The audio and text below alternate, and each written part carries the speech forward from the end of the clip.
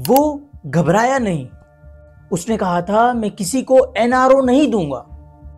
اس کا یقین تھا کہ یہ ملک ایک دن عظیم بنے گا. اس کی سوچ تھی کہ جو ہار مان جائے وہ ہار جاتا ہے، اور یہ کہ میچ اس وقت تک ختم نہیں ہوتا جب تک کہ آخری گیند نہ پھینکی جائے. ویسٹ انڈیز کو ان کے گھر میں شکست دینے سے لے کر 40 سال کی عمر میں ورلڈ کپ جیتنے تک، 1 کروڑ سے 70 کروڑ کا شوکت خانم بنانے تک، اور 1 سیٹ کی تنہا آواز کو قوم کا وزیر اعظم بنانے تک وہ گھبرایا نہیں. ستمبر 1965 ہر طرف خوف کا سایہ تھا. دیواریں ہل رہی تھیں، بموں کی آواز سے کان سن ہو رہے تھے. لاہور پر دشمن کے لڑاکا طیارے آگ برسا رہے کہ اچانک اعلان ہوا، ہمیں دشمن سے لڑنے کے لیے رضاکاروں کی ضرورت ہے. یہ سنتے ہی گہری سوچوں میں گم خاموشی سے اپنے کمرے میں بیٹھا ایک 13 سالہ بچہ فوراً تیار ہو گیا. اسے غیرت نے جھنجھوڑا اور میدان میں نکل کر مقابلہ کرنے پر اکسایا. وہ بچہ اپنی رائفل کے ساتھ تیار بیٹھا تھا. وہ محاذ پر جانا چاہتا تھا، اپنے وطن کے لیے لڑنا اور قربان ہونا چاہتا تھا، لیکن عمر کم ہونے کے باعث واپس بھیج دیا گیا. گھر لوٹنے پر ماں شوکت خانم نے بیٹے کو گلے لگایا اور ایک ایسا جملہ کہا جو اس کی زندگی کا اصول بن کے رہ گیا: شیر کی 1 دن کی زندگی گیدڑ کی 100 سالہ زندگی سے کہیں بہتر ہوتی ہے. یہی لڑکا آگے چل کر عمران خان نیازی کہلایا. وہ عمران جس نے کرکٹ کے میدان سے لے کر سیاست کے ایوانوں تک ہمت، حوصلے، عزم، جیت اور ضد کی ایک نئی تاریخ رقم کر دی. 70 سالہ جہالت اور غلامی کی بنجر مٹی پر برسنے والی شعور اور آزادی کی پہلی بارش عمران خان، ایک ایسا شخص جسے صرف ایک شناخت دینا ناممکن ہے: کرکٹر یا پلے بوائے یا سیاستدان، صوفی، شہزادہ یا پھر ملنگ. ایاک نعبد و ایاک نستعین. آج ہم جاننے کی کوشش کریں گے کہ حقیقت میں عمران خان کون ہے. وہ اپنے والدین کا واحد بیٹا اور 4 بہنوں کا اکلوتا بھائی تھا. اسے اکثر لوگ سخت مزاج کہتے، لیکن عمران نے ہمیشہ اس بات کی تردید کی. لڑکپن میں وہ ایک خاموش، شرمیلا اور اپنے آپ میں مگن رہنے والا لڑکا تھا، مگر ایک شوق ایسا تھا جو اس کی طبیعت کی خاموشی کو توڑ دیتا تھا: کرکٹ سے گویا خون کا رشتہ تھا. ننیال سے 2 بڑے نام جاوید برکی اور ماجد خان اس سے پہلے پاکستان اور آکسفورڈ کی کپتانی کر چکے تھے. کزنز کے نقش قدم پر چلتے ہوئے عمران خان نے 13 سال کی عمر میں کرکٹ کھیلنا شروع کیا اور 18 سال کی عمر میں پاکستان کی قومی ٹیم میں قدم رکھ لیا اور ٹیم میں مستقل جگہ بھی بنا لی. 1992 پاکستان کی کرکٹ کی تاریخ کا ایک سنہرا دور تھا. ورلڈ کپ میں پاکستان کی پہلی فتح تھی جو کہ کپتان عمران خان کی قیادت میں حاصل ہوئی تھی. اپنے کھیل کے عروج پر ٹیسٹ کرکٹ میں 362 وکٹوں اور 3807 رنز کے ساتھ عمران خان نے کرکٹ کو الوداع کہا. اپنی کرکٹ کی صلاحیتوں کے ساتھ ساتھ عمران خان اپنی مقبولیت، خاص طور پر خواتین میں شہرت اور نائٹ کلبز میں آنے جانے کے لیے بھی جانے جاتے. وہ شراب نہیں پیتے تھے، مگر ساتھی کھلاڑیوں کے ساتھ باہر جانا اور وقت گزارنا وہ پسند کیا کرتے تھے. 1987 میں بھارت کے خلاف پاکستان کو پہلی ٹیسٹ سیریز جتوانے پر جنرل ضیاء الحق نے انہیں سیاست میں آنے کی پیشکش کی، جو عمران خان نے ٹھکرا دی. ریٹائرمنٹ کے اعلان کے باوجود ضیاء صاحب کی خواہش پر وہ کرکٹ میں واپس آئے اور 1992 کا ورلڈ کپ جیتنے کے بعد ہمیشہ کے لیے کھیل چھوڑ دیا. ریٹائرمنٹ کے بعد وہ فلاحی کاموں میں لگ گئے اور اپنی والدہ کے نام پر شوکت خانم کینسر ہسپتال قائم. ابھی تک خان کے ذہن کے کسی بھی کونے میں سیاست نام کی کوئی چیز موجود نہیں تھی. اسی دور میں ان کی ملاقات میاں بشیر صاحب سے ہوئی. दुनिया के लोग समय में चक्कर खाया करते हैं, पर कुछ इमरान खान जैसे होते हैं जो इतिहास बनाया करते हैं। यूं बशीर भाई ने खान की जिंदगी बदलना चाही। फिर क्या था कि 1995 में 21 साला जमाइमा गोल्ड स्मिथ से शादी कर ली। 2 बेटों के वालिद बनने के बाद ये रिश्ता 9 साल से आगे न बढ़ सका। 1993 में मोइन कुरैशी की निगरां हुकूमत ने इमरान खान को सियाहत का सफीर मुकर्रर किया, मगर 3 माह बाद हुकूमत खत्म होने पर वो ओहदा छोड़ गए। 1996 में इमरान खान ने पाकिस्तान तहरीक इंसाफ कायम की। याद रखिएगा, तहरीक इंसाफ का क़याम 1996 में हुआ, मगर 1997 के पहले आम इंतखाबात में एक भी नशिस्त न जीत सके। 26 साल से मैं कोशिश कर रहा था कि मेरे मौला इस कौम की खुददारी को जगा। चंद साल बाद पार्टी के कई रहनुमा छोड़ गए।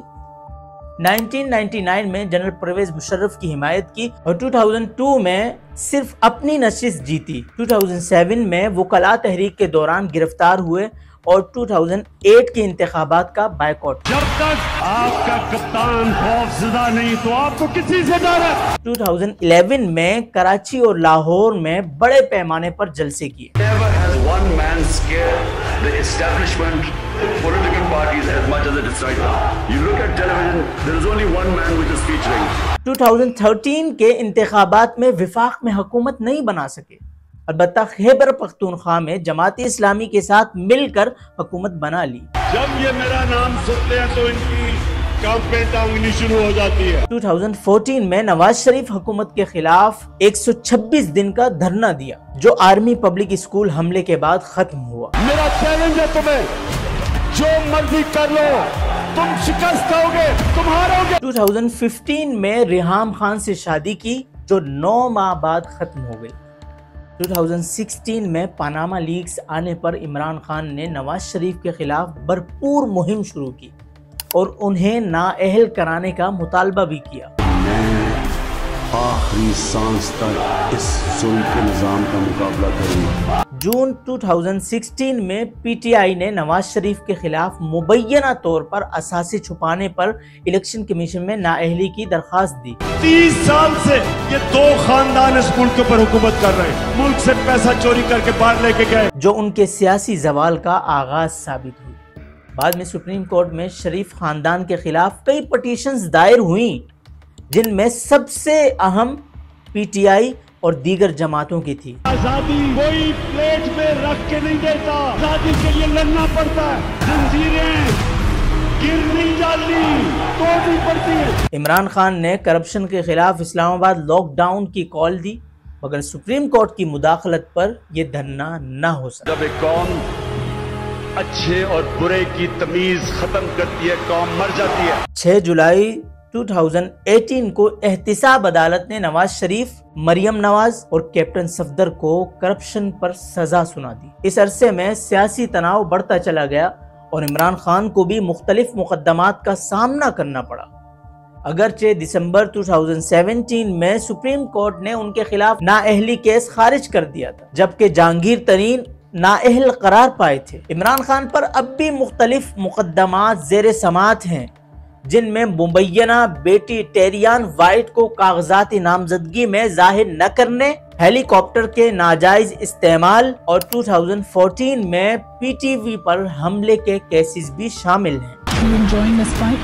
Yes, because I think if I woke up and there was no challenge in my life, I would think it's the end of life. 2018 में खान बुशरा बीबी के साथ शादी कर लेते हैं, और वो बुशरा बीबी जो मुकम्मल पर्दे में रहती हैं और जिनके बारे में कहा जाता है कि उन्होंने इमरान खान को सूफीज़्म और विजारत उज़्मा की तरफ माइल किया, अगरचे ये महज क़यास आराइयां हैं। अल्लाह तेरी इबादत करते और अल्लाह सिर्फ तेरे से मदद मांगते। 25 जुलाई 2018 के आम इंतखाबात से 1 माह कबल इमरान खान और बुशरा बीबी को पाक पतन में बाबा फरीदुद्दीन गंज शकर के मज़ार पर दुआ करते देखा भी गया। 26 जुलाई की शाम थी, पोलिंग मुकम्मल हो चुकी थी और 24 घंटे बाद सामने आने वाले नताइज बता रहे थे कि इमरान खान को वजीर आज़म बनने के लिए आज़ाद उम्मीदवारों और चंद दूसरी जमातों का साथ दरकार है। ये सब सहारा ایک ہی طرف سے ممکن تھا اور بالآخر سب ان کی گرد جمع ہو گئے۔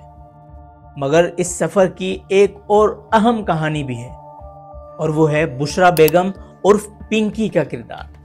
اکتوبر 2015 میں ریحام خان سے طلاق کے بعد عمران خان کے ہاتھ میں ایک بڑی سی انگوٹھی نظر آنے لگی۔ لوگوں نے سوال اٹھائے کہ یہ برکت کے لیے ہے یا کسی کیس میں کامیابی حاصل کرنے کے لیے ہے۔ حقیقت یہ تھی کہ یہ سب ایک روحانی رہنما کے مشورے پر تھا اور یہ رہنما بشرا بیگم تھی۔ بابا فرید گنج شکر کے مزار پر ملاقاتوں سے یہ تعلق بڑھا اور بالآخر شادی میں بدل گیا۔ جب شادی کی خبر اور بشرا بیگم کی باپردہ تصویر منظر عام پر آئی تو سب حیران رہ گئے، لیکن عمران خان کی ذاتی زندگی ہمیشہ خبروں کی زد میں رہی۔ وائٹ سے جمائمہ، ریحام خان سے بشرا بیگم تک نکاح اور عدت کے معاملات پر سوال اٹھتے رہے، مگر اس سب کے باوجود عمران خان وزارت عظمیٰ کے منصب تک آخر پہنچ ہی گئے۔ بہرحال عمران خان کا وقت آ چکا تھا، یا پھر یہ نئے پیر کی کرامت تھی۔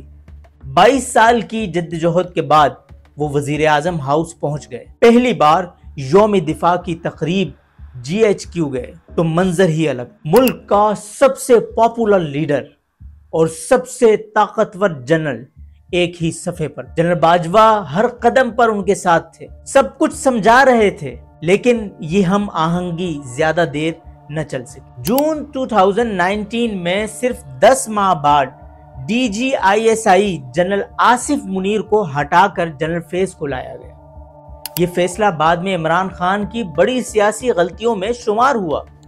پھر اگست میں عمران خان نے جنرل باجوہ کو 3 سال کی توسیع بھی دے دی، مگر سپریم کورٹ نے مداخلت کرتے ہوئے اسے مؤخر کر دیا اور حکومت کو قانون سازی کا حکم دے دیا۔ نون لیگ کی حمایت سے قانون پاس ہوا، مگر پردے کے پیچھے کہانی کچھ اور تھی۔ جنرل باجوہ پہلے ہی نواز شریف سے رابطے میں تھے، جو لندن روانہ ہو چکے تھے۔ یہ نام آج تک میں کبھی کسی کے سامنے جھکا ہوں سوائے اللہ کے، اور انشاءاللہ کبھی اپنی قوم کو کسی کے سامنے نہیں جھکنے دوں گا انشاءاللہ۔ عمران خان کے لیے حالات مشکل ہونے لگے۔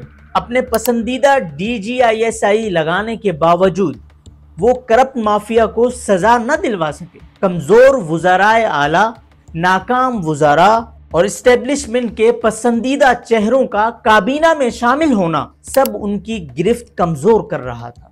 میڈیا اور اپوزیشن دونوں ان کے خلاف صف بند ہو گئے تھے۔ مارچ 2021 میں عمران خان اور اسٹیبلشمنٹ کے درمیان خلیج واضح ہو گئی۔ عمران خان کا پیغام گونج رہا تھا، اگر میں حکومت سے باہر نکلا تو زیادہ خطرناک ہوں گا۔ جواب میں جنرل باجوہ نے ہائی رسک قدم اٹھایا۔ DGISI جنرل فیض کا تبادلہ عمران خان نے نوٹیفیکیشن جاری کرنے سے انکار کر دیا۔ یہ وہ لمحہ تھا جب دونوں کا ایک صفحہ مکمل طور پر پھٹ گیا تھا۔ پھر وہ ہوا جو پہلے کبھی نہیں ہوا تھا۔ میں تو تیار ہوں، جو اللہ نے فیصلہ کرنا ہے، لیکن میں تو یہی بیٹھا رہوں گا، جس نے آنا ہے یہاں آگے مار دے، لیکن میں یہاں سے نہیں جانا۔ پاکستان کی تاریخ میں پہلی بار ایک وزیر اعظم کو عدم اعتماد کے ذریعے گھر بھیج دیا گیا۔ عمران خان وزیر اعظم نہیں رہے۔ میں اپنے عہدے سے استعفا دیتا ہوں۔ مستعفی ہونے کا اعلان کر رہے ہیں۔ وہ جب سے کیا نا ہماری زندگی برباد ہوگی۔ مگر پھر ایک نیا منظر سامنے آیا۔ ماضی میں جب کسی حکومت کو گھر بھیجا جاتا، مٹھائیاں بٹتی تھیں، جشن منایا جاتا تھا، لوگ خوش ہوا کرتے تھے، لیکن جب عمران خان کو نکالا گیا تو عوام بھی ان کے ساتھ سڑکوں پر نکل آئی، اور پھر شروع ہوا ان کی سیاست کا سب سے کٹھن دور۔ قاتلانہ حملہ، قریبی ساتھیوں کی بے وفائیاں، بے شمار مقدمات، گرفتاریوں اور سزاؤں کا نہ ختم ہونے والا یہ سلسلہ، آج پورا سسٹم ان کے خلاف کھڑا ہے۔ جب میرے سے انٹرویور نے پوچھا کہ آپ امریکہ کو بیچ دیں گے، کیا کہا میں نے؟ لیکن عمران خان ہمیشہ اپنے لیے ناممکن ہدف مقرر کرتے آئے ہیں۔ عمران خان بھی صلاح الدین ایوبی بن گیا ہے۔ اس کو کہا گیا کہ جنگ روک دو کیونکہ سارے دشمن ہمارے خلاف اکٹھے ہو گئے۔ صلاح الدین ایوبی نے مسکرا کر تاریخی جواب دیا، یہی تو بہترین وقت ہے جنگ کا، اب ہمیں دشمن کو ڈھونڈنا نہیں پڑے۔ 80 کی دہائی میں ویسٹ انڈیز کو ان کے گھر میں شکست دینا 40 سال کی عمر میں ورلڈ کپ جیتنا، 1 کروڑ سے 70 کروڑ کا شوکت خانم تعمیر کرانا، 1 سیٹ کی پارٹی سے وزیر اعظم بن جانا، جیت ان کے لیے ہمیشہ ایک پرانا دوست رہی ہے۔ آج اپنی 72 سالہ زندگی کی سب سے مشکل اور شاید آخری جنگ وہ ایک قید خانے کی سلاخوں کے پیچھے لڑ رہے ہیں۔ 92 میں ٹائیگرز کو کونے سے اٹھانے والا کپتان آج خود کونے میں ہے۔ آگے کیا ہوگا کوئی نہیں جانتا، لیکن ایک بات تو طے ہے کہ یہ کہانی ابھی ختم نہیں ہوئی ہے۔ ایسی ہی مزید انفارمیٹو اور ریسرچ بیسڈ ویڈیوز کے لیے ہمارے چینل کو سبسکرائب کیجیے۔ شکریہ، والسلام علیکم۔